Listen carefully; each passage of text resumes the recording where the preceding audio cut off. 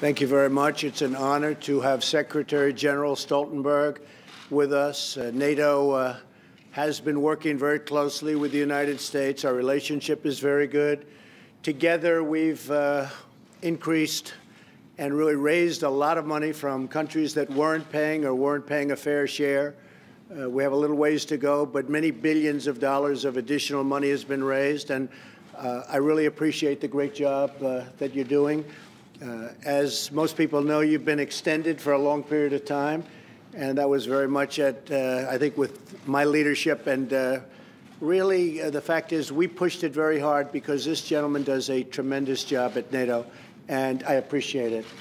Thank you. Thank you so much. Very much.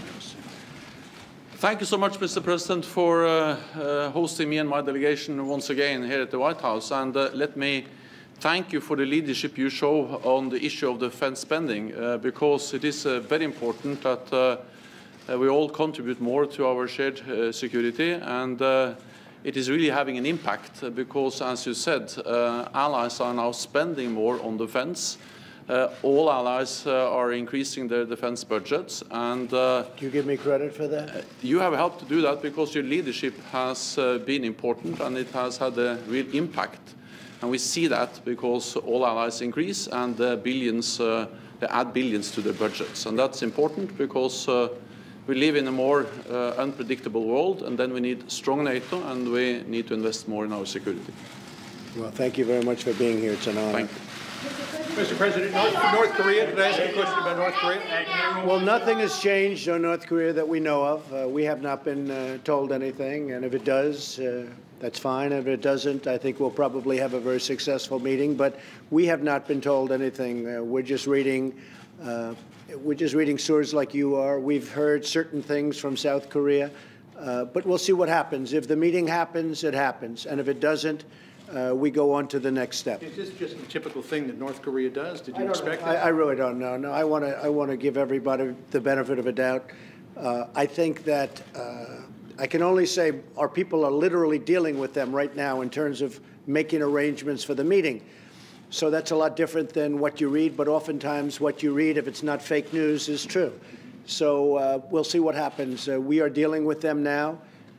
We may have the meeting. We may not have the meeting. If we don't have it, that will be very interesting. We'll see what happens. The border is still quite strong. I think things changed a little bit when they met with China. They met a second time. As you know, Kim Jong-un had a second meeting with China, which was a little bit of a surprise meeting. And we have many of the Chinese here today, as you know, big delegations negotiating trade because the United States has been ripped off for many, many years by its bad trade deals. I don't blame China. I blame our leadership of this country from the past. We have been ripped off by China. An evacuation of wealth like no country has ever seen before, given to another country that's rebuilt itself based on a lot of the money they've taken out of the United States. And that's not going to happen anymore. But there has been a big difference since they had the second meeting with President Xi. With that being said, my attitude is whatever happens, happens. Either way, we're going to be in great shape. Would you consider a personal outreach to keep? Would you consider a personal outreach to Kim to get him moving toward, keep him moving toward the deal? We'll see what happens. Look, you have to want to do it. With deals, that's what I do, is deals. And with deals, you have to have two parties that want to do it. He absolutely wanted to do it. Perhaps he doesn't want to do it. Perhaps they spoke with China. That could be right. President Xi, a friend of mine, great guy. But he's for China, and I'm for the United States. And that's the way it is, and I suspect it's never going to change. But I will say this. We are continuing to negotiate in terms of location. The location, it's to where to meet, how to meet, rooms, everything else. And they've been negotiating like nothing happened. But if you read the newspapers, maybe it won't happen. I can't tell you yet. I will tell you very shortly. We're going to know very soon. Steve? So what are you going to tell the Chinese trade officials today during this trade talk? Well, I've been telling China that we are you people have been covering trade, and you've been covering China, and you've been covering everything for a long time. Have you ever even seen a negotiating on trade? Nobody's ever seen anybody from our country even negotiate on trade. Trade with China and with other countries. I'm not just blaming China. China's the biggest. but trade has been a total one-way street. Right outside of this nation, you take money out like it's by the bucket loads into other, whether it's the European Union, which you know so well, whether it's Japan or South Korea, or I could name almost every single country in the world. We had nobody representing us. And now you have somebody that's very good at this stuff, me, representing us. And China has taken out hundreds of billions of dollars a year from the United States. And I explained to President Xi, we can't do that anymore. We just can't do that anymore. It's a much different situation. But with all the years and all the years that you've covered, trade and nations and wars and everything else, you've never seen people come over from China to work on a trade deal. Now, will that be successful? I tend to doubt it. The reason I doubt it is because China's become very spoiled. The European Union has become very spoiled. Other countries have become very spoiled because they always got 100% of whatever they wanted from the United States. But we can't allow that to happen anymore. We're an incredible country. We have incredible potential. The potential we have is incredible. But we lost $800 billion on trade last year, if you add it all up, of which China was around the $500 billion mark. So we lost $800 billion. Can you believe that? Is that an amazing thing to even think about? We lost $800 billion on trade. We're not going to be doing that any longer. What's happening with ZTE? Are you going to live to ZTE was a company that I spoke to with President Xi. He asked me if I take a look at that because it was very harmful to them in terms of their jobs and probably other things, and I certainly said I would. He asked me to do it, and I would do that. I would certainly add a great respect. I like him. He likes me. We have a great relationship. He asked me if I'd look at ZTE. Don't forget, it was my administration, with my full knowledge, that put very, very strong clamps on ZTE. It wasn't anybody else. It wasn't President Obama. It wasn't President Bush. It was me. I put very strong clamps on ZTE. They did very bad things to our country. They did very bad things to our economy. The one thing I will say, they also buy a large portion of their parts for the phones that they make, and they're the fourth largest company in terms of that industry. They buy those parts from the United States. That's a lot of business. So we have a lot of companies that won't be selling those parts.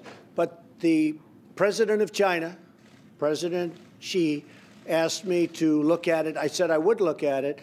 But anything we do with ZTE is always, it's just a small component of the overall deal. I can only tell you this, we're going to come out fine with China. Hopefully China's going to be happy. I think we will be happy.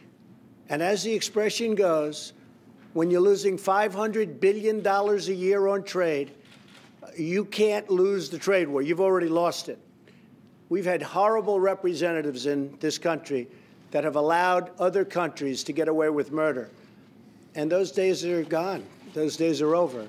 So we just want fairness for the workers of this country and for the United States. That's what's going to happen, okay? I'll let you know about, as time goes by, we'll let you know. As of this moment, everything we know, I mean, North Korea is actually talking to us about times and everything else as though nothing happened. Will it happen? Will we be going on that very special date? And can some great things happen? You know, we're going to be looking at it very soon. Yes, Steve?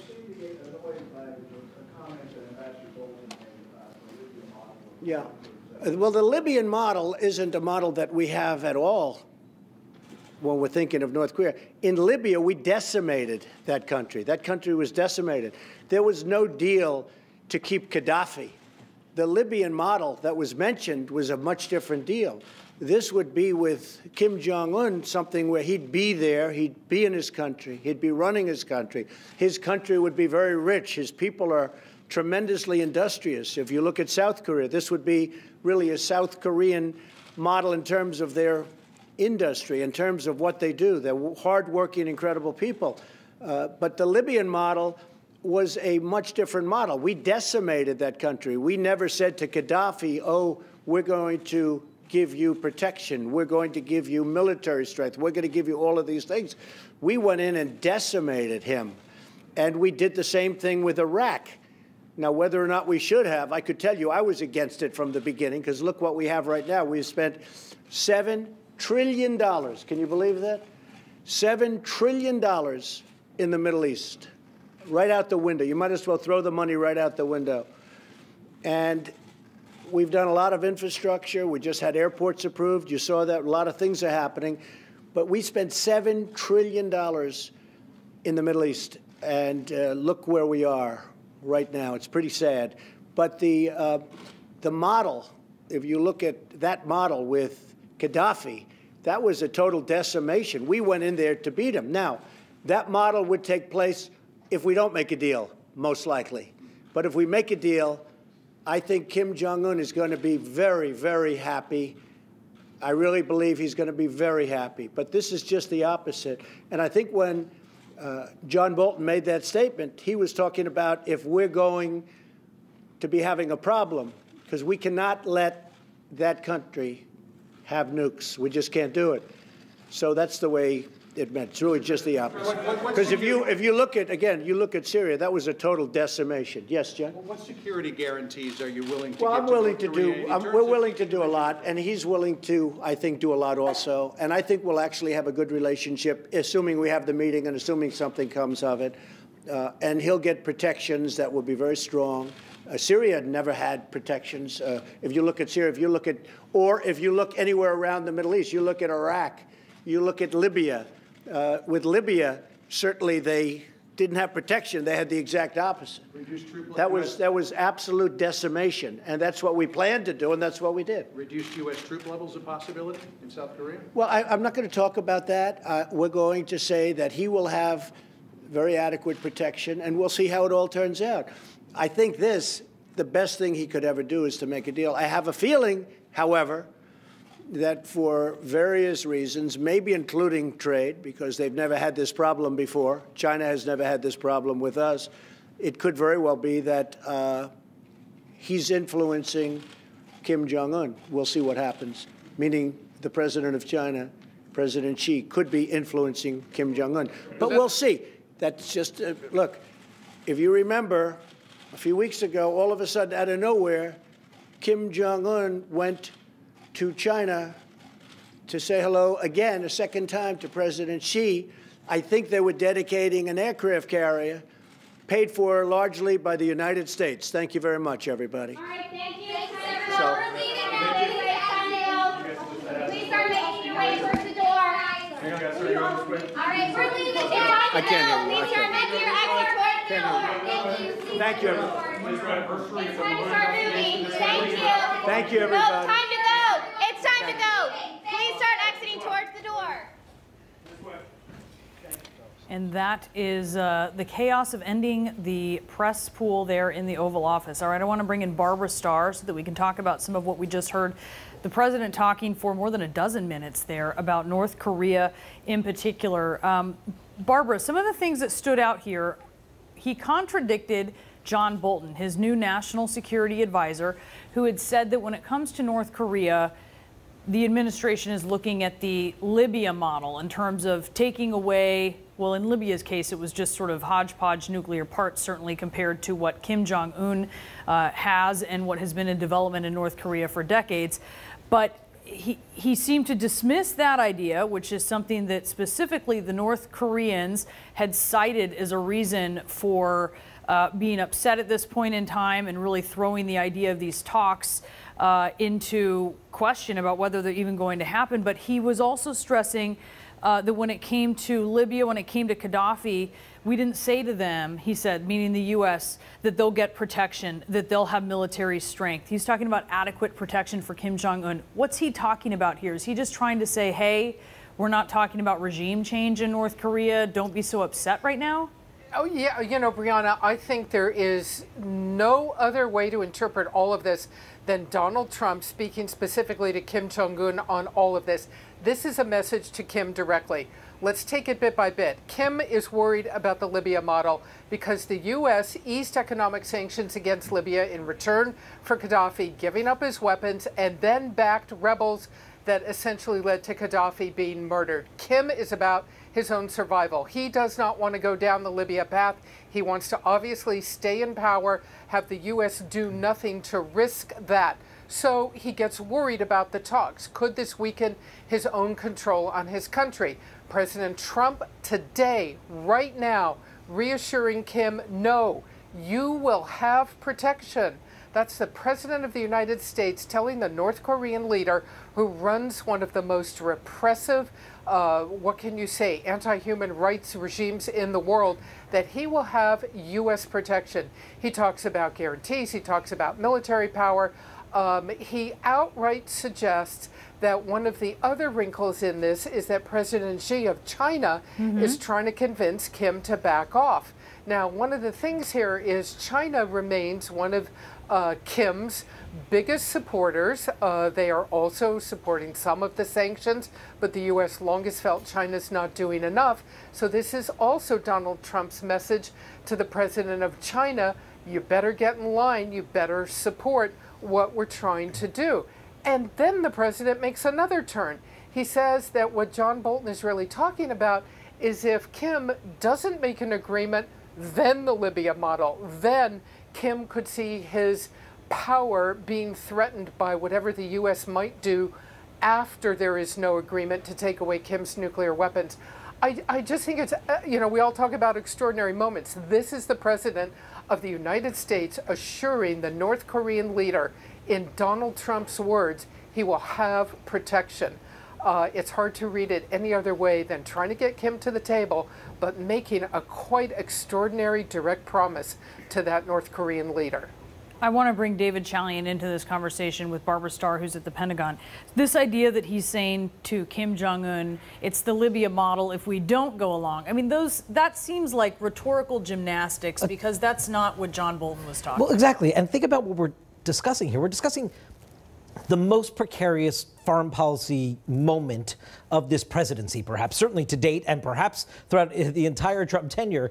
And what he is now saying is, pay no attention to what my national security advisor, who speaks for me on these issues, said. He's trying to put a genie back in the bottle here. And he understands that John Bolton's comments about the Libya model are precisely not the message that should be being sent right now to Kim Jong-un. And you can hear in the president's remarks today, it's unclear who wants this deal more, right? He is saying that it really only works if everybody wants a deal. And right now, I think that the nervousness on the part of the administration, if there is any, is trying to determine, do they want a deal as badly as the president wants this win? He clearly wants one. He really right? wants one. And he's using a lot of, it's interesting, he doesn't tend toward restraint, except for in the rare cases where he wants something so bad, he's actually going to use restraint, right? Yeah. It is, in a way, because it's so un-President Trump-like for him to say that. You know, he stated over and over, well, our people are dealing with them in a way that doesn't really mesh with what you're reading in the news about how things may be falling apart, right? He said we're talking about timing and everything else as if that hasn't happened. And, you know, if we don't have the meeting, he said, well, that will be very interesting. We'll see what happens. Right, and maybe not on that special date, as if June 12th was, you know, but it had been announced, so it's special to the president because he had had a whole rollout of, remember, the build-up for the date and the location and all of that. I agree with what you're saying. It seems to me he also is trying to indicate we haven't heard a direct message from North Korea on this being called off or stalled in some way. And so if indeed that's the road we're headed to, I think the president was also sort of calling them out to say, we need to hear from you directly on this. And Barbara Starr, I want to ask you about something else that the president said. He said, whatever happens, happens. That was the quote. Either way, we're in great shape. That seems like a sugarcoating to say either way we're in great shape. If all of this falls apart and there is no possibility of some sort of agreement reached with North Korea, or even a chance to sit down at the table and give it a chance, that doesn't sound like being in great shape. Well, you know, what are you going to do? Are you going to go back to last year's fire and fury? The White House keeps talking about maximum pressure. That's a combination of economic sanctions, diplomacy, and the threat, the genuine threat of military action. And here at the Pentagon, I can tell you that Defense Secretary Mattis, the chairman of the Joint Chiefs, General Dunford, the Joint Chiefs of Staff, all have not changed their view, which is that military action always remains ready and possible, awaiting the president's orders. So that's one of the reasons right now you see military drills and exercises with the South Koreans. You see the U.S. engaging in a regular round of testing its own missiles, trying not to do anything too provocative, but making sure it continues to send the message that U.S. military forces are ready and they aren't going anywhere.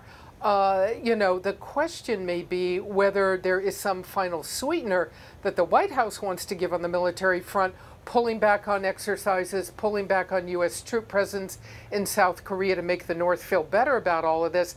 But right now, that is something that most military commanders, in fact, every military commander we've spoken to says they don't want to see. They want to keep going on with the program, the military program that they have.